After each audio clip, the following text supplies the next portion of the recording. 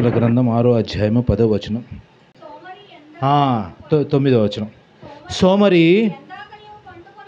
ఎందాక పండుకొని ఉంటావు, ఎప్పుడు నిద్ర లేచెదవు. చాలండి. ఈ రెండు విషయాల్లో సోమరి అనంగానే ఎవరైనా పేరు పెట్టి పిలిచినట్టుందా? సోమరి, సౌమ్య, సులోచన, శరణ్య అని పిలవడం కాదు. సోమరి, ఇంకెంతసేపు పండుకొని ఉంటావు, ఇంకెంతసేపు నిద్రపోతావు అంటున్నాడు. ఇక్కడ పండుకొని ఉండటం, నిద్రపోవటం రెండు లక్షణాలు మనిషిలో కనిపిస్తాయి ఎప్పుడు. మనం ఇక్కడున్నా సరే, ఈరోజు ఇక్కడ కూర్చున్న మనము ఇక్కడ రెండు లక్షణాలు ఉంటాయి. ఒకటి, కళ్ళు తెరుచుకొని నిద్ర పండుకొని ఉంటాం. కళ్ళు తెరుచుకొని ఇక్కడ పండుకొని ఉన్నాం, నిద్రపోతుంటాం. అంటే మా మనస్సు ఎక్కడో ఉంటుంది, వాక్యం దగ్గర ఉండదు. ఉందా? ఎక్స్పీరియన్స్ పొందుతున్నారు అది? అసలు నేను ఇక్కడ వచ్చాను కానీ నా ఆలోచన అంతా ఎక్కడో ఉంది, ఆలోచన మొత్తం ఇక్కడే పెట్టాను నేను అన్న వాళ్ళు చెప్పగలరా? ఇక్కడ ఉంటాం కానీ మనసు ఎక్కడో ఉంటుందండి. ఫస్ట్ స్టార్టింగ్ వచ్చినంత హుషారు మధ్యలోకి వెళ్ళేసరికి అది సోమరితనం. అంటే బిగించు, అది లేజినెస్. అది మనకి మార్నింగ్ నుండి, మరి ఇంటి దగ్గర ఇంట్లో ఉన్నప్పుడు, మనకి పనులు లేనప్పుడు, సరదాగా ఉన్నప్పుడు, ముచ్చట్లు ఉన్నప్పుడు వస్తుందా? ఇద్దరు కలిసి మూడో వ్యక్తి గురించి మాట్లాడుతున్నప్పుడు, లేదా ఇంకో చెత్త గురించి మాట్లాడుతున్నప్పుడు అంటామా? లేజినెస్ ఎక్కడొస్తుందో, సాతాను విత్తేది లేజినెస్. సోమరి అంటున్నాడు, మనలో ఉంటుంది, నాలో ఉంది. అది ఎప్పుడు వస్తుందో తెలియదు. వచ్చినప్పుడు ఇలా భుజం తట్టి లే అంటది.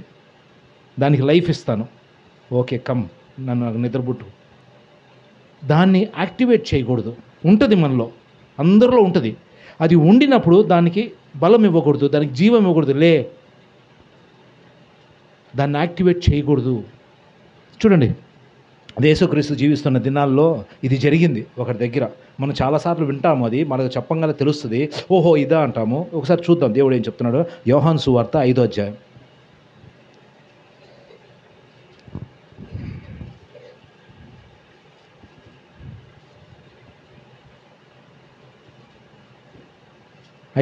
అంతే, ఫస్ట్ నుండి గట్టిగా. నాకు అటు తర్వాత గనుక యేసు యెరూషలేములో గొర్రెల ద్వారము దగ్గర, ఏమా హిబ్రీ భాషలో బెతస్తా అనే బెతస్తా అనబడు ఒక కోనేరు కలదు. దానికి 5 మండపములు ఉండెను. ఆ సమయములలో దేవదూత కోనేటిలో దిగి నీళ్లు కదిలింపబడినప్పుడు పిమ్మట మొదట ఎవరు దిగెనో వాడు ఎలాంటి వ్యాధి కలిగిన వాడైనను బాగుపడెను. కనుక ఆ మండపములలో రోగులు, గుడ్డివారు, కుంటివారు, ఊచకాలు చేతులు కలిగిన వారు గుంపులుగా పడి ఉన్నారు. అక్కడ 38 ఏళ్ల నుండి వ్యాధి కలిగిన ఒక మనుష్యుడు ఉండెను. యేసు వాడు పడి ఉండుట చూచి, వాడు ఎప్పటికీ బహుకాలము నుండి ఆ స్థితిలో ఉన్నాడని ఎరిగి, స్వస్థపర కోరుచున్నావా అని వాడిని అడుగగా, ఆ రోగి, అయ్యా, నీళ్లు కదిలింపబడినప్పుడు నన్ను కోనేటిలోనికి దించుటకు నన్ను ఎవరూనూ లేరు. కనుక నేను వచ్చినంతలో మరి ఒకడు నాకంటే ముందుగా ఉండునని ఆయనకు ఉత్తరమిచ్చెను. యేసు, నీవు లేచి నీ పరుపెత్తుకొని నడుమని వానితో చెప్పగా, వెంటనే వాడు స్వస్థత నొంది తన పరుపునెత్తుకొని నడిచెను. హల్లెలూయా. యేసు ప్రభు జీవిస్తున్న దినాలలో, మినిస్ట్రీ కోసం చేస్తున్న దినాల్లో వెళ్తున్నప్పుడు ఒక ప్రదేశానికి వచ్చాడు. ఆ ప్రదేశం పేరు ఒక కోనేరు ఉంది. ఆ కోనేరుకు బెతస్తా అనే పేరు పెట్టబడింది. అక్కడ ఏమున్నాయంటే 5 మండపాలు ఉన్నాయి. 5 ప్లేసెస్, లొకేషన్స్ ఉన్నాయి. ఒక కోనేరు ఒక ప్లేస్, ఆ కోనేటి దగ్గర 5 మండపాలు ఉన్నాయి. ఈ 5 మండపాలలో ఏమున్నాయంటే ఎవరెవరు ఉన్నారు అక్కడ? రోగులు ఉన్నారంట. ఎలాంటి వ్యాధి కలిగిన రోగులు అంటే కుంటోళ్ళు, గుడ్డోళ్ళు, ఊచక ప్యారలైజ్డ్ పీపుల్, ఇలాగ అనేక మందిలో కొంతమంది ఉన్నారన్నాడా, గుంపులుగా ఉన్నారంట. ఈ 5 మండపాల్లో ఫుల్లుగా నింపబడ్డారు. కానీ అక్కడ ఒకడు ఉన్నాడు, వాడు నేనే. వాడు ఎన్ని సంవత్సరాల నుండి ఉన్నాడంట? 38 సంవత్సరముల నుండి అక్కడ ఉన్నాడు. ఆ ప్లేస్లో ఎలా ఉన్నాడు? ఏ స్థితిలో ఉన్నాడు? ఎన్ని సంవత్సరాలు ఉన్నాడు? 38 ఇయర్స్ నుండి. ఈరోజు ఆయనకి ఏ వ్యాధి ఉందంట? కుంటోడా అతను? గుడ్డోడా? పక్షవాతం కలిగిందా? అతను ఒక వ్యాధి ఉందంట అతనికి.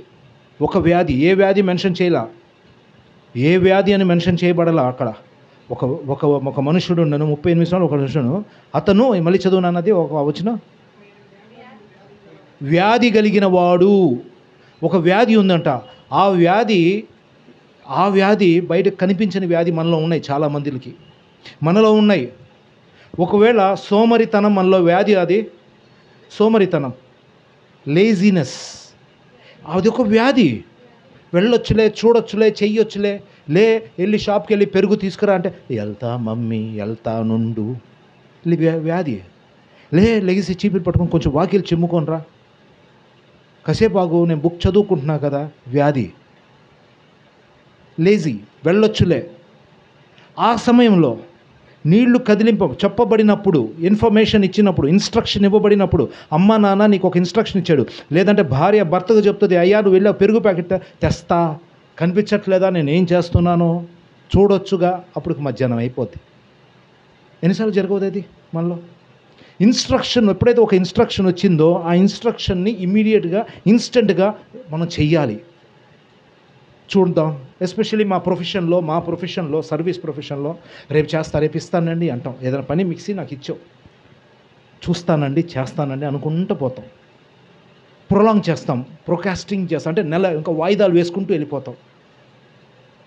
అది ఒక వ్యాధి. ఆ వ్యాధి మనలో ఉంటుంది, ప్రతి ఒక్కరిలో ఉంటుంది ఆ వ్యాధి. ఎగ్జాంపుల్ చెప్తా. మీ పక్కింట్లో కందిపప్పు తెచ్చుకోము, గిద్ద కందిపప్పే అయిపోయింది. మరుసటి రోజు కిరాణా కొట్టుకు వెళ్ళేస్తే ఒక 2 కేజీలు కందిపప్పు కొనుక్కున్నాం. ఎమ్మటే గిద్ద ఇవ్వచ్చా? ఇస్తామా? ఇవ్వాలి. ఇస్తామా? అయితాలే, రేపు మొన్నేగా తెచ్చింది, 4 రోజులు ఇస్తా, 4 రోజులు ఆగిస్తా. వ్యాధి అది. అడగంగాల్ని ఇచ్చినప్పుడు నీ దగ్గర రంగాల్ని తిరిగిస్తే ఎలా ఉంటుంది? మనలో ఉంది అది. నేను డబ్బులు 100 రూపాయలు తీసుకుంటా, మళ్ళీ 2 రోజు ఇస్తానా? ఇవ్వను, ఇస్తాలే అంట. అది అలా బతికిచ్చేస్తుంది. This is called disease. ఈ డిసీజ్ మనం పై రూపాన్ని లక్ష్య పెట్టుకుంటాం. గుడ్డోళ్ళం, కుంటోళ్ళం, ఇక్కడికి వచ్చేసి ప్రభువా నన్ను స్వస్థపరచయ్యా, నా అప్పులు తీర్చయ్యా, నా దరిద్రాన్ని దవిదిలిచి. ఇది కాదు. ప్రతి మనిషికి ఉంటాయి ఆ ప్రాబ్లమ్స్, ప్రతి మనిషికి ఉంటాయి ప్రాబ్లమ్స్. దేవుడు చూసేది నీ హృదయం లోపల ఏమున్నాయంటే ఈ వ్యాధులు ఉన్నాయి. అసూయ, ఒకళ్ళ మీద ఒకళ్ళు బాగుపడుతుంటే ఓర్చుకోలేము. ఒకవేళ వాళ్ళు ఇబ్బంది పడుతున్నారు అనుకో, నాకు తెలుసు ఇది జీవితంలో బాగుపడు, ఇది ఒక మళ్ళీ టాలెంట్ మనకి. ఇప్పుడు వాడు బాగున్నా ఏడుపే, బాగోకపోయినా ఏడుపే. సో ఈ స్వభావం ఎక్కడుందంటే లోపల ఉంది. సో నా లోపల ఉన్న వ్యాధి దేవుడు చూస్తున్నాడు. అక్కడ అతను క్వాలిటీ చెప్పండి, అతను ఎలాంటి చూడు. 38 ఇయర్స్ నుండి ఒక పరుపు మీద పండుకున్నాడంట.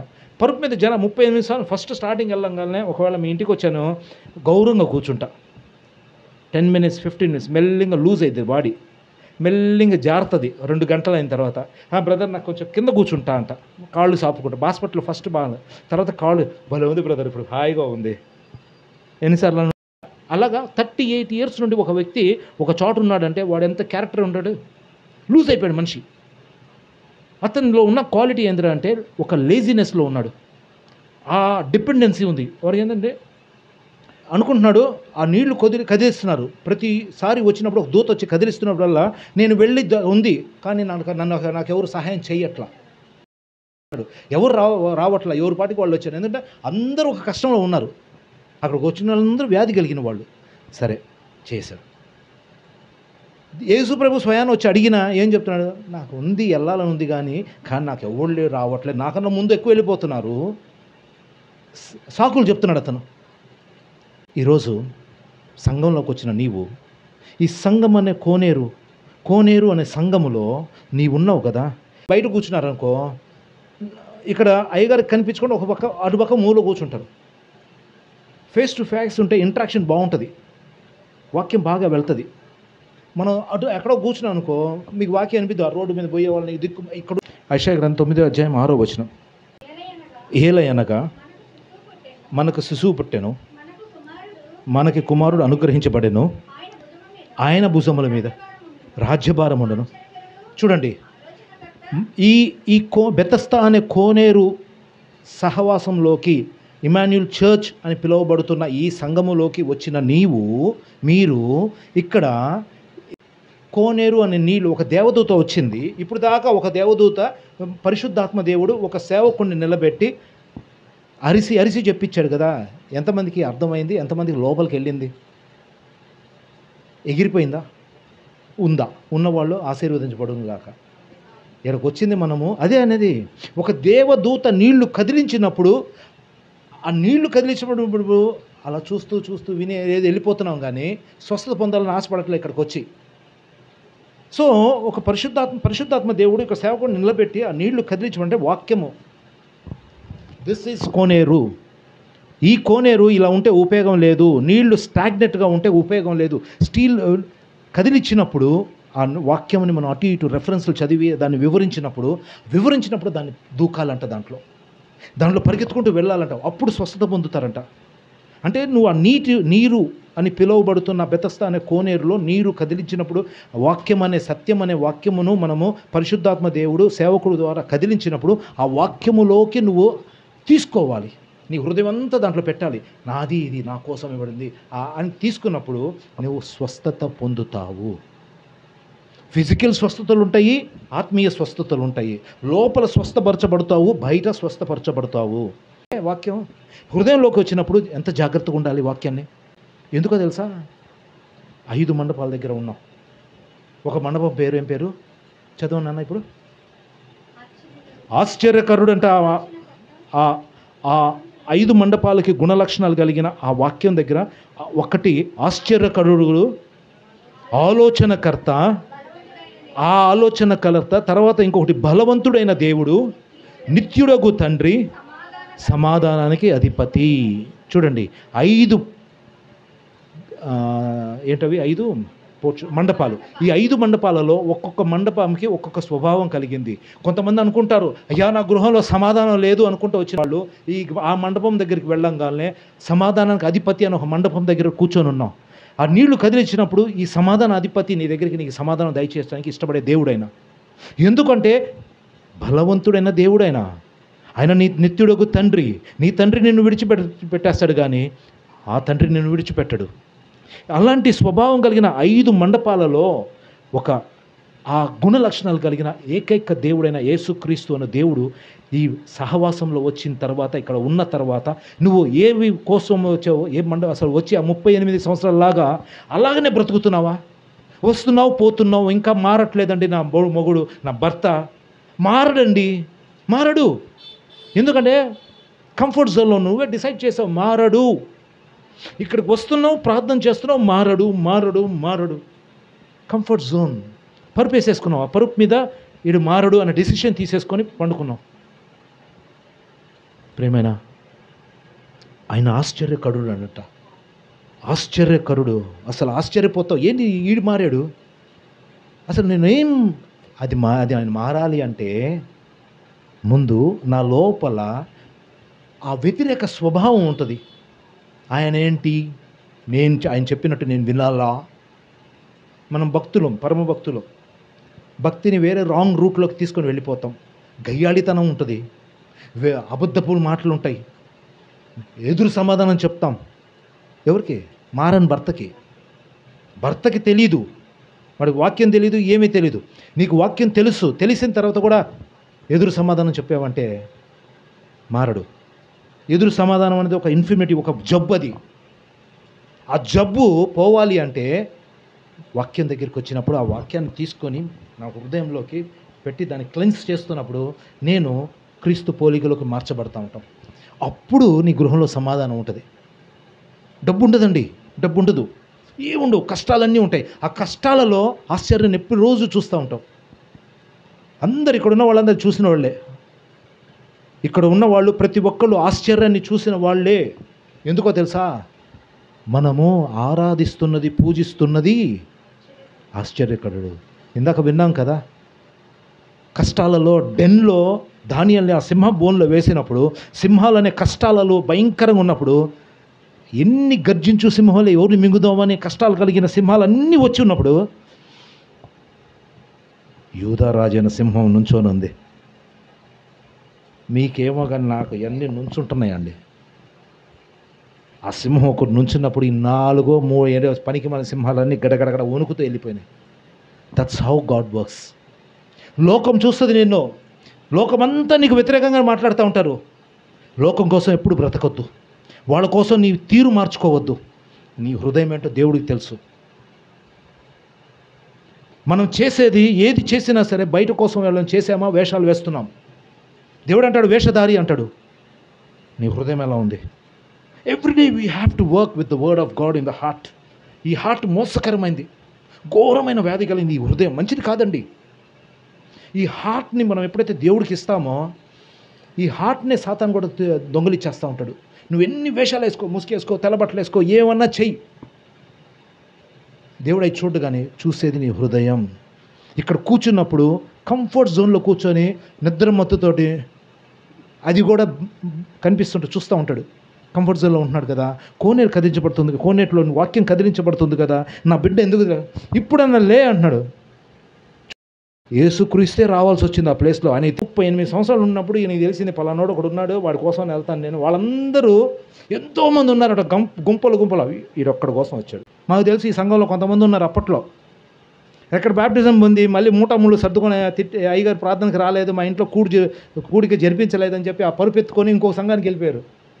ఆ పరుపు అక్కడ వేసుకొని మళ్ళీ ఆ సంఘంలో ఉన్నారా? మీ సంఘంలో ఉండి వెళ్ళిపోయిన వాళ్ళు ఉన్నారు కదా, బ్యాప్టిజం పొంది ఇక్కడే బ్యాప్టిజం తీసుకొని వెళ్ళిపోయారు. అలాంటి వాళ్ళు ఉంటారు. మనం లోపల పని చేయాలి, ఈ హృదయాన్ని బాగు చేసుకోవాలి. ఫైనల్గా దేవుడు అడిగేది నీ హృదయాన్ని అడుగుతాడు. రిలీజియన్ చెప్తుంది, మతం ఏం చెప్తుంది అంటే నువ్వు ఇలా ఉండు, నువ్వు ఇలా చెయ్యి అంటది. అలా చేసావనుకో నువ్వు పరలోకానికి వెళ్ళవు. ఎవరిని ప్రేమించలేవు. మనం అందరినీ శత్రువులుగానే చూస్తాం.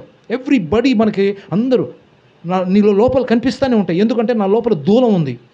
మీలో నలసలు వెతుకుతానికే మొదలు పెడుతూ ఉంటాం.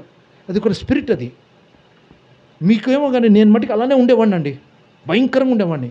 స్లోగా నేను సరి చేసుకుంటూ వస్తున్నాను. ఎప్పుడైతే నన్ను సరి చేసుకుంటూ వస్తున్నానో ఇంకా నేను ఎవరిని జడ్జి చేయకుండా ఉండాలి ప్రభువా అని చెప్పేసి లాయర్ కోర్టు అన్నీ విడిచిపెట్టేసి జాగ్రత్తగా మూసుకొని ఉండటం నేర్చుకున్నాను. నా పని ఏదో నేను చేసుకుంటున్నాను. రైట్, అర్థమవుతుందా ఎలా చేయాలో వాక్యం? అంతేగాని ఇక్కడికి వచ్చేసి ప్రభువా స్తోత్రం అయినా, అయ్యా నీకు వందనాలు అయ్యా, ఇవన్నీ వినడండి దేవుడు. అవన్నీ వినడు, అన్నీ ఏది వినడు. మీరు వచ్చి ఇక్కడ ఏడ్చినా God will say get up అంటాడు. దేవుడు మనకు నేర్పిస్తున్నాడు. క్రమంలో ముందుకు వెళ్ళాలి, అడుగు నడుచుకుంటూ వెళ్ళినప్పుడు మనం పాస్ అవుతూ వెళ్తున్నప్పుడు మనం డిగ్రీ పొందుతాం. నువ్వు డిగ్రీ పొందుతావుగా. ఏం చదువుకున్నావు? డిప్లొమా. ఎల్కేజీ నుండి స్టార్ట్ చేసావా, డైరెక్ట్ డిగ్రీకి వెళ్ళిపోయావా? ఎల్కేజీలో పాస్ అయ్యో, ఎగ్జామ్స్ రాస్తుంది, పాస్ అయ్యాను మమ్మీ అని ప్రోగ్రెస్ కార్డ్ చూపిస్తావు. ఫెయిల్ అయినప్పుడేమో టపా అని మమ్మీ కొడుతుంది. చదువుకున్నప్పుడు బుద్ధి లేదా, చదువుకోని తెలీదా? ఎప్పుడు చూడ ఫోన్ పట్టుకుంటావు, ఎప్పుడు చూడ టీవీ. దేవుడు కూడా అంతే చేస్తాడు. మనం ప్రతిరోజు చెయ్యాలి ఇలా వాక్యాన్ని. ఎందుకో తెలుసా? మన లోపల చాలా ఇన్ఫర్మిటీస్ అంటారు. దేవుడు దీంట్లో ఇంగ్లీష్లో ఏముందంటే 38 years నుండి ఒక అతనికి లోపల వ్యాధి ఉందంట. మనకి చాలా వ్యాధులు ఉన్నాయండి. అసూయ అని ఒక వ్యాధి, లోపల తిట్టుకుంటూ ఉంటాం, లోపల ఎదురు సమాధానం చెప్పుకుంటాము, సాకులు చెప్తాము, సాడీలు చెప్తాము. ఇవన్నీ ఎన్నో వేలు ఉన్నాయండి, వేలు ఉన్నాయి మనలో ఉన్నాయి. లేవనుకోవద్దు, లేవనుకోవద్దు. నేను లేను, ఐఎమ్ వెరీ హోలీ అన్నామంటే ఏసి కొడతాడు దేవుడు. లేవు, మనం పాపంలో ఉన్నాం. ఇంకా మనం శుభ్రపరుచుతూ పడుతున్నాం ఎవ్రీడే. ఇప్పుడు ఫర్ ఎగ్జాంపుల్, ఉదాహరణకి ఇక్కడ కాదులే కానీ ఇంకొక వేరే చర్చ్కి వెళ్ళానుకో, ఒక రిలీజియన్ చర్చ్కి వెళ్ళానుకో, వైట్ అండ్ వైట్, నేను వైట్ షర్ట్ వేసుకోవాలా, మీకు ఎలా ఉంటుంది ఫీలింగ్? పాపి, దేవుని సంఘానికి తెల్ల బట్టలు వేసుకొని రావాలి. నాకు తెలుసు, నేను అన్ని ఇట్లా ఏరియాలో ట్రావెల్ చేస్తూ వచ్చాను. So don't judge by outer look. నేను చేసేవాడిని, అది ఇంతకుముందు చేశాను. అలా కాదు. నా హృదయం అలా ఉంది, అకౌంటబిలిటీ ఉంది, జాగ్రత్తగా ఉంటున్నాను, ముందుకు వెళ్తూ ఉంటాం మనం. అన్నీ చాలా ఉన్నాయండి ఇవన్నీ. ఇలా మనం చేసే కొంది ముందుకు వెళ్ళే కొంది 38 years కాదు, నువ్వు ఎక్కడికి వెళ్ళినా ఆ ఆశ్చర్యకరుడైన దేవుణ్ణి అనుభవిస్తావు. నీ లోపల సమాధానం ఉంటుంది. ఊహ అందని ఆ దేవుడి గుణ లక్షణాలు మనకు కనిపిస్తుంటాయి. ఇలా చేస్తూ వెళ్ళాలన్నది దేవుని యొక్క ఉద్దేశం.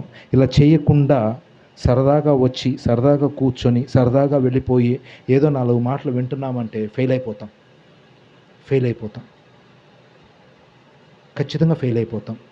ఫెయిల్ ఎక్కడ తెలుసా? సాతాను దగ్గర పడిపోతాం.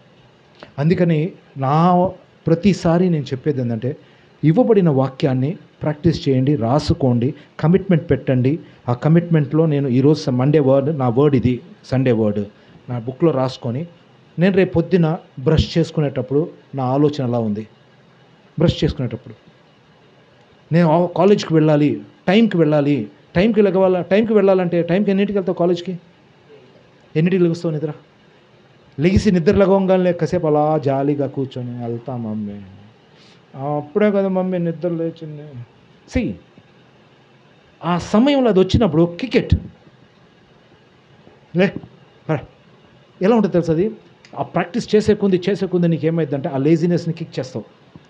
దట్స్ హౌ మనం చెయ్యాలి. ఉదాహరణకి ఎగ్జాంపుల్కే చెప్తున్నాను. అన్ని ఏరియాలో మనం అలా చేస్తూ ఉన్నప్పుడు దేవుడు ఏం చేస్తాడు తెలుసా? నీకు ఊహకు కూడా అందదు. నీకు నీ హృదయం లోపల నువ్వు ఏ పొజిషన్లో ఉండాలో, రేపు నువ్వు మంచి చదివి ఒక పొజిషన్కి వెళ్ళాలి, లేదు మా నాన్న తర్వాత నేను ఇక్కడికి రావద్దని కోరుకోవద్దు. ఎక్కడికి రావద్దు, నువ్వు ఇక్కడికన్నా అదే ప్లేస్లోకి వెళ్ళి నువ్వు పని చేస్తున్నప్పుడు ఆ ఏరియాలో నిన్ను చూడంగానే నీ యొక్క ఆ ఇంజనీరింగ్ టాలెంట్ కానీ ఇంకే టాలెంట్స్ అయితే దేవుడు నీకు ఇచ్చాడో గడగడగడ వణికిపోతుంటారు. డానియల్ అదే చేసింది. డానియల్ బైబిల్ పట్టుకొని బయటికి రాలా, ఆయన డైరెక్ట్గా ఎక్కడికి వెళ్ళాడు? కింగ్స్ ప్లేస్లోకి వెళ్ళాడు. కింగ్కే భయపడిపోయాడు, గడగడ వణికి వచ్చింది. కింగ్కే ఎక్స్ప్లెయిన్ చేయడం నేర్చుకున్నాడు. నలుగురిలో షడ్రక్, మేషక్, సింహాలు పంపించిన, ఫైర్ వేసిన, నిప్పు వేసినా ఆడ గెలుచుకుంటూ వచ్చారు. కష్టాలు వస్తాయి మనకి. అది అలా చేసే కొంది మనకి బలం వస్తుంది. బలం వచ్చినప్పుడు ఆ దేవుడు ఎవరో మనం అనేక మందికి చూపిస్తాము.